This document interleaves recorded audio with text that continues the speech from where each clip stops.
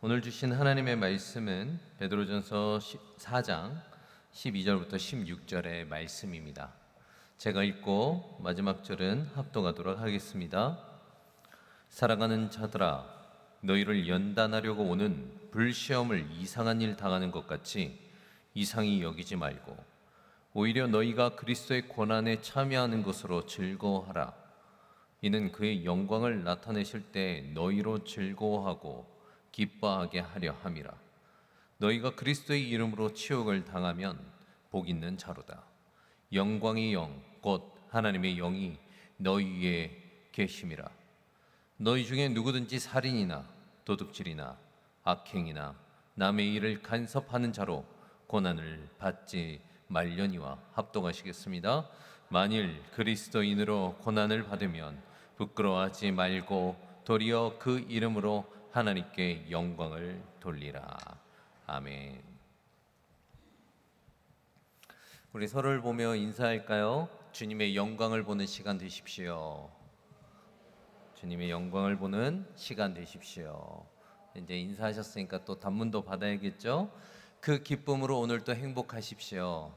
그 기쁨으로 오늘도 행복하십시오. 네. 할렐루야.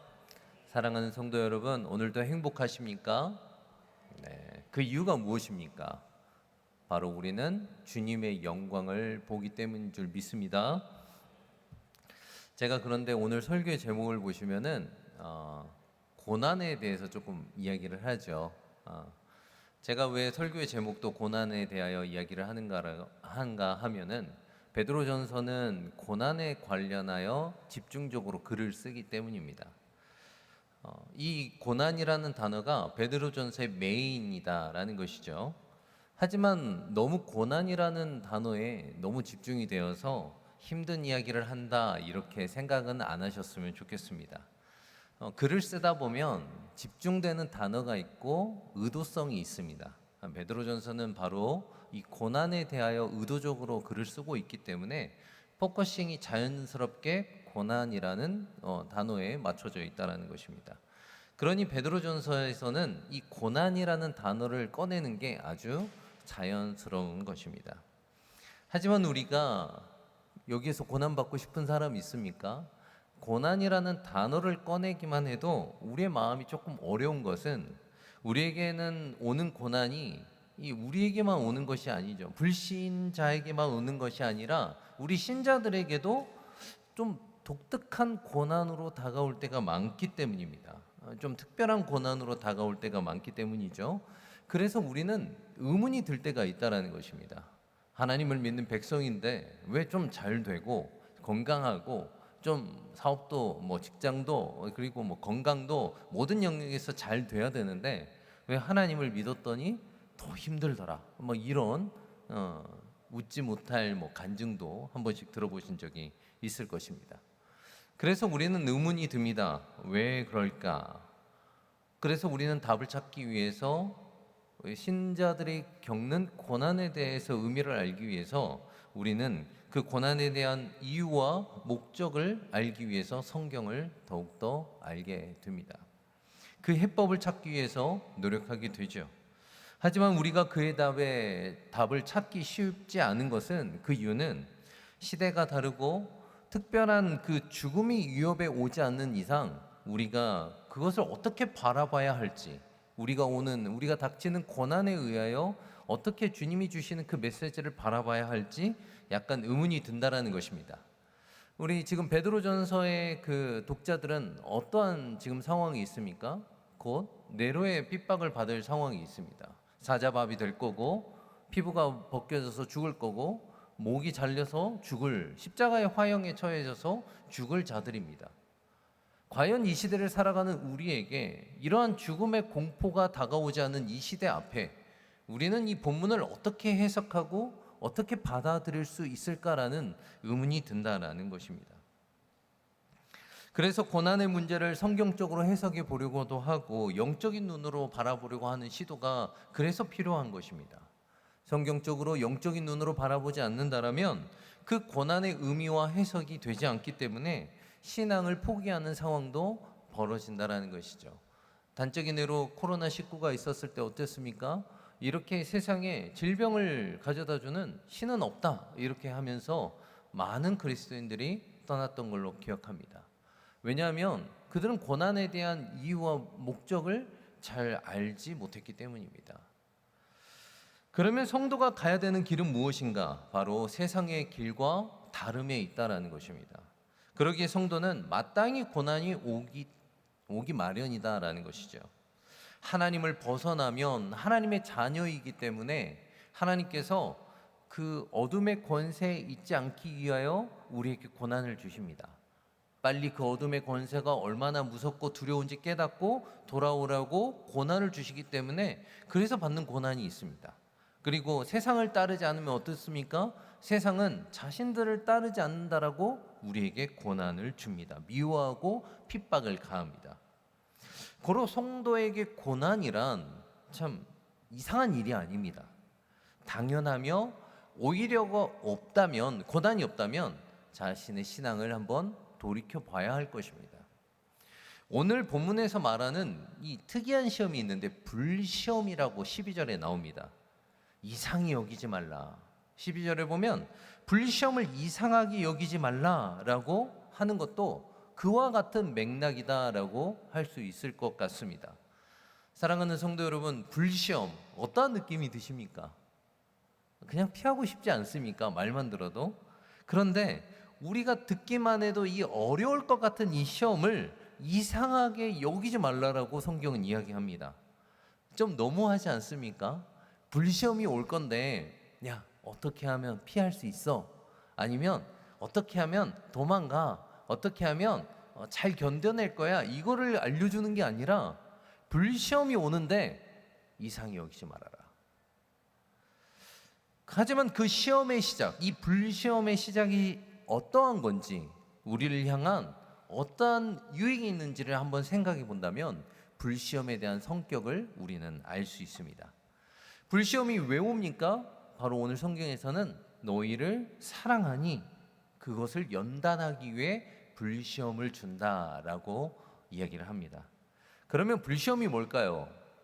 쉽게 이야기를 하자면 금이 용광로에 들어갔을 때 불순물이 사라져야 온전한 그 24K, 그 순금이 되듯이 나에게 있는 이 세상을 기대고 살고 있는 나의 힘이라든지 의지하는 그 모든 것들, 그것들이 사라질 만한 어려운 고난을 이야기하는 것이 바로 오늘 본문에 말하는 불시험입니다.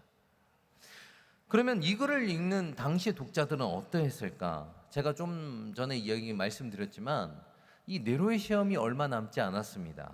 그리고 자신의 모든 것을 다 잃어야만 했습니다. 가족과 생활과 터전과 심지어는 자신의 생명까지도 잃어야 될 상황에 처해 있었습니다.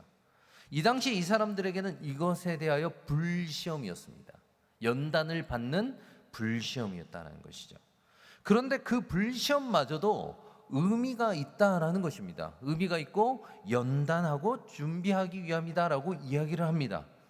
그러면 이 불시험이 왜 우리에게 오는 것입니까? 바로 연단을 위함이다라고 12절에 이야기하는데 이 불시험의 연단의 성격을 보면은 우리는 그 시험에 대한 성격을 알 수가 있는 것이죠. 마치 좀 전에 말씀드렸던 순금을 만들듯이 불순물을 제거하고 연단되어 순전한 금으로 다시 태어나듯이 우리 그리스도인들에게 우리가 의지하는 세상적인 것들은 모두 다 제해버리고 끊을 것을 끊게 만들면 어떻게 된다? 바로 우리에게 하나님을 의지할 용기를 허락해 주시고 그 불시험을 통하여 우리가 하나님에 대한 그 기쁨을 알게 하신다라는 것이죠.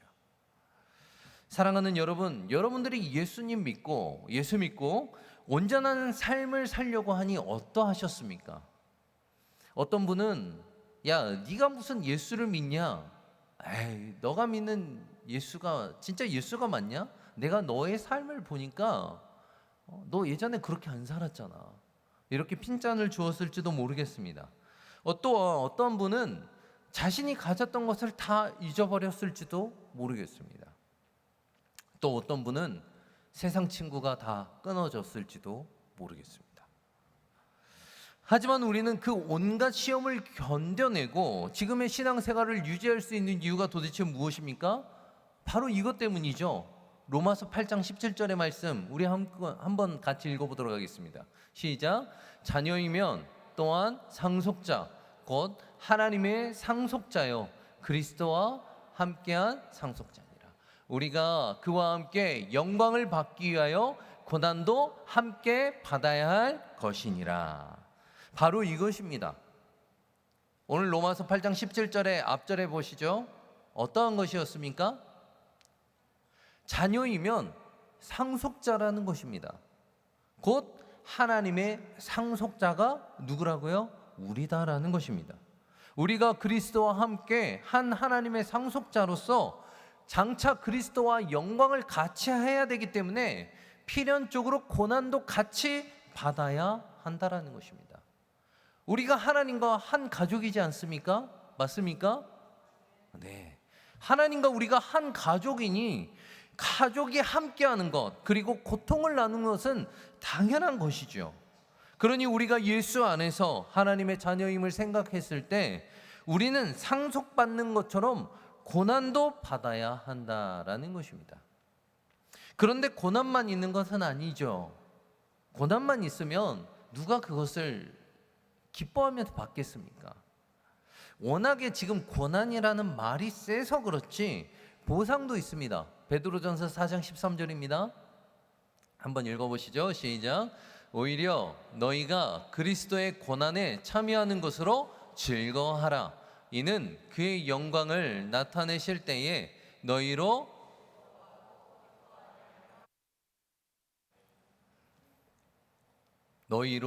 즐거워하고 기뻐하게 하기 위하여 고난을 준다라는 것입니다. 하나님께서는 우리에게 그 지극한 영광을 보여주시기 위하여 우리가 그것을 보면서 즐거워하고 기뻐함을 준비하고 계심을 우리는 알게 됩니다. 그러니 우리는 이제 아는 것이죠. 고난에 대하여 아는 것입니다. 고난을 받는 이유가 무엇입니까? 그 영광을 통하여 우리가 즐거움과 기쁨을 받을 수 있도록 우리를 연단하고 있구나라는 것을 깨닫게 된다라는 것입니다. 또한 동시에 깨닫는 것이 있습니다. 어떤 것이 있냐면 이 연단이 주님께로부터 왔는지 내 욕심으로부터 왔는지 깨닫게 됩니다. 우리는 모든 상황이 나에게 불리하게 돌아가면 이 하나님께서 나에게 고난을 주셨다라고 하나님 핑계를 대는 이 습성이 좀 있습니다. 네. 하나님 탓을 하는 것이죠. 하지만 일반화의 오류는 아닙니다. 예를 들면 이런 겁니다. 매일 교회를 다니는데 술 먹고 담배 하고 운동도 안 하고 자신의 삶을 엉망으로 하면서 건강이 나빠지면은 자신의 몸을 안 돌봐서 그러는데 하나님 탓을 하는 거. 새벽까지 유튜브, 인스타그램 이런 걸 보면서 새벽까지 그렇게 보면서 아침에 일어나야 되니 어떻습니까? 머리가 아프죠? 힘들죠? 그런데 내가 이렇게 몸이 힘든 거는 주님 탓. 무엇인가 자신의 욕심에 의해서 그것을 정해놓고 결정해놓고 그것이 어그러지면 또 하나님 탓. 그러니 이 모든 사람이 겪는 이 고통을, 이 고난을 하나님이 주신 연단이라고 할 수가 없는 것이죠. 그리스도의 고난은, 그리스도인들의 고난은 특징이 있다라는 것입니다.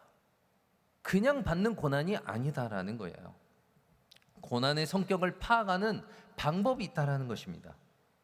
방금 말씀처럼 우리가 고난을 받을 때 주님을 생각하면 기쁨이 온다. 그러면 누가 주셨다고요? 주님이 주신 것. 그것이 바로 연단의, 불시험의 연단의 고난이다. 주님을 생각해 봐도 별 생각이 없거나 아니면 부끄럽다면 누가 주신 것이다? 내 마음이 준 것이다. 내 욕심이 주는 고난이다 라고 생각하시면 될 것 같습니다.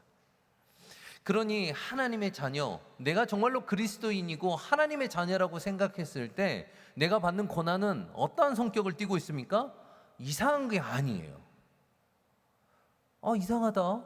왜 나는 하나님 믿고 있는데 왜 나에게 고난이 오지? 나에게 왜 이런 슬픔이 오지? 이런 게 아니다라는 겁니다. 우리가 그리스도인이면 정말로 내가 그리스도인답게 하나님을 믿고 있다면 나에게 오는 고난은 어떠한 거다? 이상한 게 아니다라는 거예요. 그 고난을 기뻐하고 있다면 그것도 이상한 게 아니다라는 것입니다. 세상 사람들은 우리를 보면서 이상하게 여깁니다. 왜 고난을 받는데 기뻐하게 여기느냐? 미친 거 아니냐? 뭐 이렇게 말할 수도 있지만 그것은 이상한 게 아니다라는 것입니다. 왜죠? 우리는 그리스도인의 자녀이기 때문입니다. 이상하게 주변에도 그리스도인들이 고난을 잘 견뎌내는 것을 한 번씩 보시지 않습니까? 우리는 그렇게 생각합니다. 어떻게 저런 힘이 나올까? 물론 아시는 분들도 있죠. 그런데 내가 만약에 신앙이 연약하다면 잘 견디는 분들을 보면서 생각을 하죠. 어떻게 저런 힘이 나올까? 저 고난을 버틸 힘은 어디에서 나올까? 궁금하기도 합니다. 하지만 그들이 무엇인가 뛰어나거나 견딜만 해서 견디는 것이 아니다라는 것이죠. 그저 주님을 생각하면 눈물이 나고 기쁨이 되어서 그 고통을 견딘다라는 것입니다. 힘이 주는 그 근원이 다른 것입니다. 저도 전 교회에서 사역을 했을 때 유독 좀 초반에 고난을 많이 당했습니다. 부임을 했는데 코로나 시기이긴 하지만 이 전국에서도 온라인 사역으로는 꽤나 앞서갔던 교회라서 온라인 사역을 엄청나게 했었던 교회였습니다. 전혀 사역이 쉽지 않았습니다. 아들이 그때 저희가 장인 어른께서 소천하시고 부임한 지 얼마 안 됐는데 장인 어른께서 소천하시고 이제 다 끝나고 이제 돌아왔을 때 저희 아들이 뜨거운 물을 이렇게 그릇을 이렇게 손으로 집으려고 하는 것이었습니다. 손을 대었죠. 딱 잡고 이렇게 당기는 것이었습니다. 그러니 어떻게 되겠습니까? 저는 그 당시에 굉장히 어린 아기였는데 아들을 보호하기 위해서 이제 아들을 확 밀치면서 그 뜨거운 물이 저한테 두 다리에 다 쏟아졌습니다. 지금도 그 여파가 있어가지고 제 살이 살짝 이제 그러니까 살짝 녹아 있는 상태인데 이 3개월 동안 행동하는 사역들을 다 열애를 당했습니다. 저희는 이 족구가 사역입니다. 그 교회는 족구라든지 뭐 이런 이 일들이 다 사역인데 행동하는 사역에 다 열애가 되는 것입니다. 이제 부임했는데 이제 부임한 지 얼마 안 되는데 사역의 열애라는 것은 굉장한 데미지입니다. 뭐 그리고 이런저런 고난의 이슈도 있었던 것 같습니다. 얼마나 주변에서 짠해 보였는지 청년들이 저에게 와서 직접 이런 이야기를 하는 겁니다. 그때는 이제 뭐 전도사 때부터 시작했을 때였으니까 전도사님 왜 이렇게 목사님의 인생이 고난이 많습니까? 사역을 하는데 왜 이렇게 고난이 많습니까? 그때 제가 청년들에게 했었던 이야기가 있습니다. 제가 고난을 어떻게 이겨나가는지 잘 보십시오. 그리고 자신이 만약에 청년들에게도 스스로 고난이 오시면 그때는 전도사였으니까 전도사의 어떻게 이겨나감을 보시고 한번 자신의 고난도 이겨나가 보십시오라고 권면했던 적이 있었던 것 같습니다. 제가 잘나서 무슨 힘이 있어서 그렇게 넘어갈 수 있었겠습니까? 아닙니다. 저는 예수님이 너무나도 기뻤습니다. 사역에서 벌어지는 고난이 너무나도 감사했습니다. 비록 마음과 몸은 약해져 있고 제가 할 수 있는 영역은 줄어들고 있었지만 마음으로 기쁨으로 무던하게 넘길 수가 있었습니다. 그러니 그곳에서 4년의 시간을 보내고 잘 나올 수가 있었던 것이죠. 사랑하는 여러분, 사실 우리가 고난에 대하여 역전하는 상황을 바꿔달라고 기도도 하고 마음도 원하지만 진정한 고난, 엄청난 고난을 우리가 당하게 되면 그것을 상황을 역전을 원하는 것도 원하지 않게 됩니다. 그냥 이것만 넘어가면 좋겠다. 이 상황만 좀 넘어가면 좋겠다. 그렇게 기도하다 보면 그저 그럴 때 견딜 수 있는 힘이 생기는데 그것을 바로 주님께서 허락해 주신다라는 것이죠. 그때를 잘 견뎌내고 이겨내면 그 시간 이후에는 감사로 변하게 되는 것입니다. 그 고난이. 그러니 고난이 오면 저는 생각합니다. 또 얼마나 은혜를 주시려고 이렇게 고난을 주시나. 성도 여러분들께서도 그러지 않으십니까? 고난을 당했을 때 또 얼마나 은혜를 주시려고 이 고난을 주시나, 이렇게 생각한다라는 것이죠. 빌립보서 1장 29절 한번 같이 읽어보시죠. 빌립보서 1장 29절 함께 읽어보도록 하겠습니다. 시작. 그리스도를 위하여 너희에게 은혜를 주신 것은 다만 그를 믿을 뿐 아니라 또한 그를 위하여 고난도 받게 하려 하심이라. 고난을 받는데 어떠하십니까? 어떡합니까? 그를 위하여 고난을 받는 것입니다. 그를 믿기 위해 고난을 받는 것이고, 그에게 은혜를 받기 위하여 고난을 하나님께서 주셨다는 것입니다. 그런데 그 주체가 그리스도라는 것이죠. 남에게 오는 것이 아니다라는 것입니다. 믿는 자들은 그를 위하여 고난을, 그를 믿기 위하여 고난을, 은혜를 주시기 위하여 고난을 하나님께서 우리에게 주셨다는 것입니다. 그러니 우리는 믿습니다. 고난을 주신 이가 은혜도 주실 것을 믿습니다. 그러니 이 고난은 단순하게 고난이 아니라 선물입니다. 은혜만 선물이 아니라 고난도 선물인 것입니다. 그러니 우리는 그 연단을 받으며 그리스도의 고난에 함께 동참합니다. 고난이 있기 전에 예수를 믿어도 나를 사랑하는 자리, 내가 높아지는 자리, 내가 얻기 위한 자리를 찾았던 나의 신앙이라면 이제는 내가 그것을 내려놓고 이웃을 사랑하는 자리, 그리고 의로운 고난을 얻는 자리, 그리고 그리스도를 위하여 치욕을 감내하는 자리까지 나아가는 것입니다. 그러면서 우리는 그리스도의 사랑을 더욱더 깊게 깨닫는 것이죠. 나를 위하여 죽어주신 그 예수 그리스도의 사랑이 이런 마음이었겠구나라고 알게 되는 것입니다. 그리고 말할 수 없는 그리스도의 그 사랑과, 그리고 성령의 채우심과 은혜의 위로하심도 깨닫게 된다는 것이죠.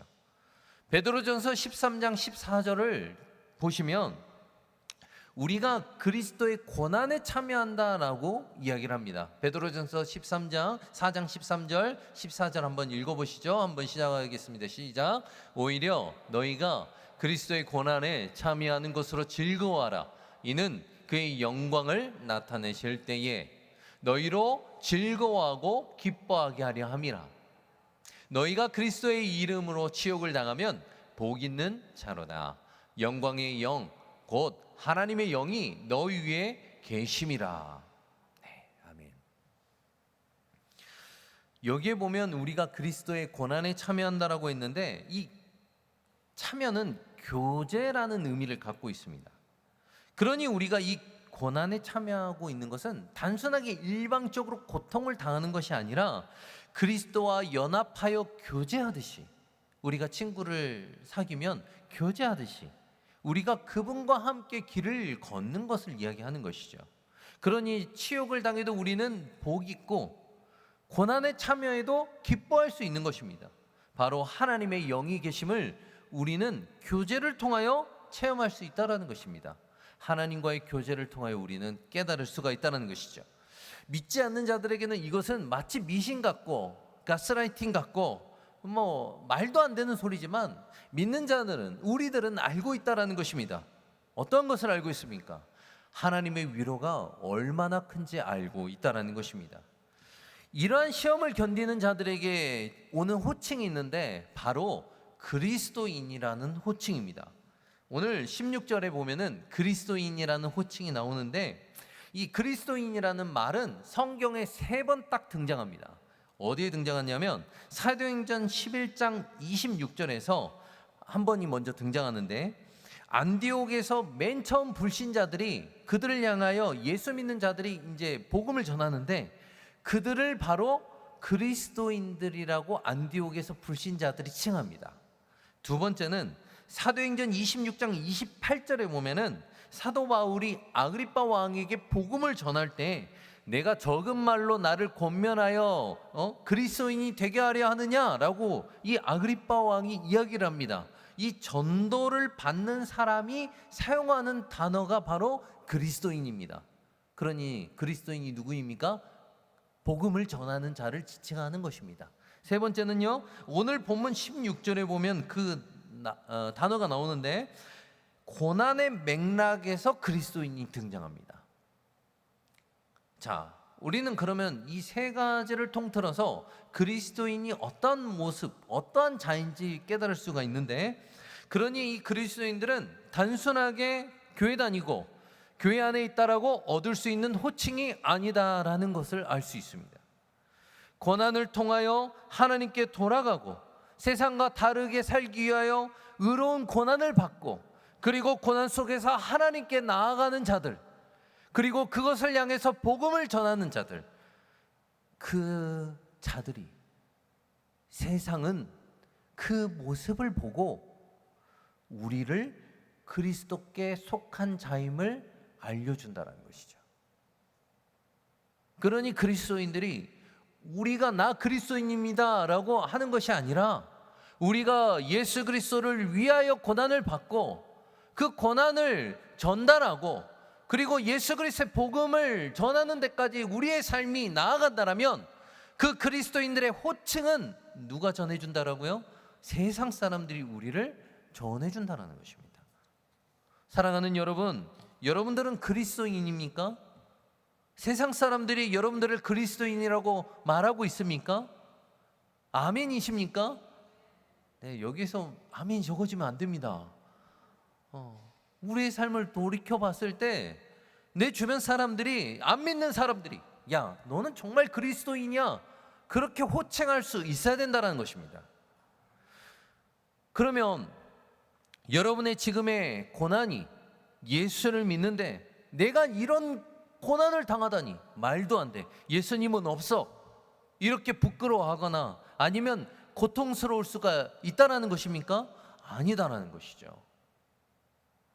여러분의 가난이, 병들미, 학벌 없음이 그것을 여러분을 대신하지 않는다라는 것입니다.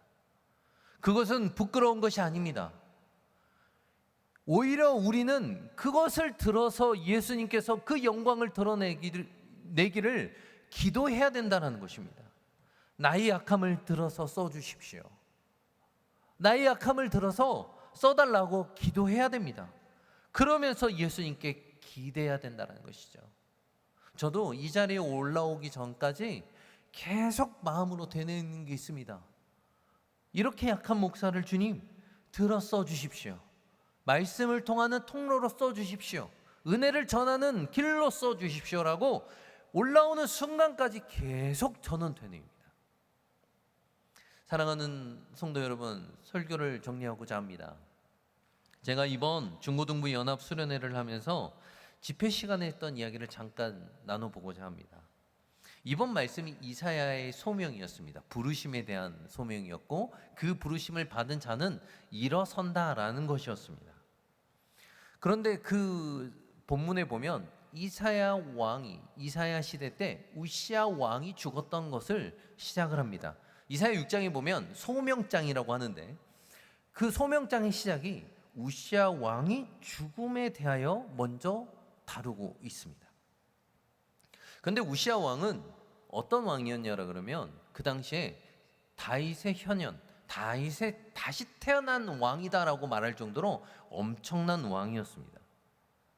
그러니 그 우시야 왕을 바라봤던 이스라엘 백성들은 어떤 마음이었겠습니까? 당연히 기대고, 당연히 대단한 왕이고, 이 왕이 우리를 먹여 살릴 줄 알았던 왕이었다라는 것이죠.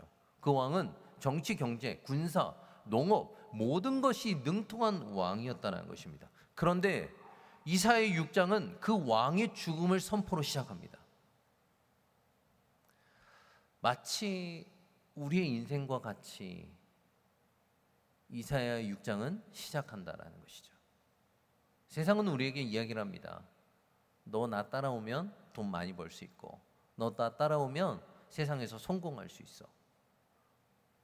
그런데 그것을 혹해서 따라가는데, 바로 세상은 어떤 것을 선포해버리냐면 우시야의 죽음을 선포해버립니다.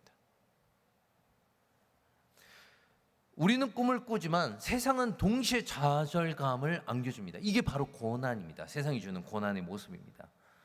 아이들은 꿈을 찾아라, 자아를 찾고 꿈을 통해서 너의 인생을 이끌어 가봐라, 이렇게 이야기를 하면서 스카이를 안 가면 실패한 인생이라고 말합니다. 그리고 사교육을 통해서 엄청난 돈을 쓰게 만들고, 만약에 그 사교육비를 감당할 능력이 안 되면 그 상태에 그냥 머무르게 만들면서 그냥 너는 인생 거기에서 만족하고 살아라, 이렇게 좌절시켜 버립니다. 꿈과 좌절을 동시에 주는 모습이죠. 청년들은 어떻습니까? 직장을 가지라고 말을 하고 연애를 하라고 말을 하면서 부동산과 그리고 사회에 돌아가는 이 경제 지표는 절대 꿈을 꿀 수 없을 정도의 그 가치를 만들어 버립니다. 결혼을 하고 자녀를 낳으면 온갖 SNS에서는 자녀를 키우는 데에 대한 부정에 대한 그 이야기를 퍼나르면서 이 결혼에 대한 이 부정적인 마음을 마음에 심습니다. 직장에서는 갑질을 하고, 그런 것으로 통하여 또한 청년들은 좌절하게 만듭니다. 장년들은 어떻습니까? 직장에 대한 불안감, 미래에 대한 이 불신을 동시에 세상은 우리에게 심어줍니다. 그래서 사람들은 어떻게든 자신만을 위해서 살아갑니다. 마치 생존 게임과 같은 것이죠. 하지만 그 좌절감이 커지고 내 소망이 사라져 갔을 때 우리는 세상이 끝났다라고 말하지만, 그제서야 그리스도께서는 높이 계신 보좌에서 자신의 영광을 드러내셨다라는 것입니다. 그때 그 영광을 바라본 사람이 누구였냐? 그리스도인이었던 이사야였다라는 것입니다. 그러면서 저는 이 시대를 바라보면서 우리의 소망이 사라져갈 때, 고난이 찾아올 때 우리가 그 영광을 바라볼 수 있는 것은 바로 이 교회다. 그리고 예배라는 것을 우리 중고등부 아이들에게 이야기해 주었습니다. 저는 다음 세대에 대한 비전이 있습니다. 한 영혼이 바뀌고 한 영혼이 세워지는 것을 최대한 목표로 하고 있고, 그를 위하여서 지금 약해져 있는 이 다음 세대들의 핵심 멤버를 키워가기 위하여 전심전력으로 달려가고 있습니다. 저는 단순하게 교회에 오고 단순하게 착한 애들로 자라가는 것을 바라지 않습니다. 저는 아이들의 마음에 불을 던져주고 싶습니다. 마음의 열망, 살아감의 이유, 인생의 목적을 주님 안에서 세워주는 게 저의 목적입니다. 그래서 아이들에게 조금 강하게 말씀 선포도 하고 다음 년에 있을 선교도 계획 중에 있습니다. 제가 왜 이러는 걸까요? 굳이 이렇게 어려운 일을 통하여 왜 이렇게 아이들에게 비전을 선포하고 아이들과 함께 하고 싶은 마음일까요? 저는 아이들에게 주님의 영광을 보여주고 싶은 마음인 것입니다. 너무 아이들의 이야기입니까? 그러면 곧 우리에게 있을 부흥회가 있죠? 부흥회 기대되십니까? 네. 2학기에 있을 성경 커리큘럼, 왜 교회에서 이렇게 제공하는 것입니까? 바로 예배를 통하여 영광을 보기 위한 교회의 배려라는 것이죠. 예배를 통하여 오직 주님의 영광을 볼 수 있고 그 고난을 이겨낼 힘이 바로 거기에서 나오기 때문입니다. 사랑하는 여러분, 지금 고난을 혹시 겪고 계십니까? 혹시 고난을 지나고 계십니까? 예배를 통하여 여러분의 고난이 무던하게 지나가시길 주님의 이름으로 소망합니다. 예배를 통하여 주님이 주시는 힘을 얻으시길 소망합니다. 그러면 주님의 영광이 여러분들에게 임할 것이고 여러분은 기쁨으로 그 시간을 보낼 것입니다. 우리 주님이 주시는 그 영광을 보면서 오늘 하루도 힘내면서 살아가는 우리 사랑하는 평강의 성도 여러분들 되시길 주님의 이름으로 소망합니다. 기도하시겠습니다. 사랑하는 하나님, 우리는 우리의 삶에서 우리의 삶의 고난이 너무나도 많아 어쩌면 이렇게 고난을 이겨낼 수 있을까라는 생각도 들고, 어떻게 하면 고난을 잘 넘어가 볼까 생각도 들지만, 하나님이 주신 그 고난마저도 우리를 향한 연단임을, 하나님의 불시험이 단순하게 고난이 아니라 우리를 향한 사랑임을 이 시간 배웠사오니, 하나님 우리에게 주신 고난을 감사하며 기뻐하며 살아갈 수 있는 우리의 삶이 되게 하여 주시옵시고, 그 고난을 통하여 하나님의 영광을 바라볼 수 있는 우리 평강의 성도들이 될 수 있도록 하여 주시옵소서. 오늘 또 우리의 삶에 하나님의 영광을 보여주심에 감사드리며 주 예수 그리스도의 이름으로 기도드립니다. 아멘.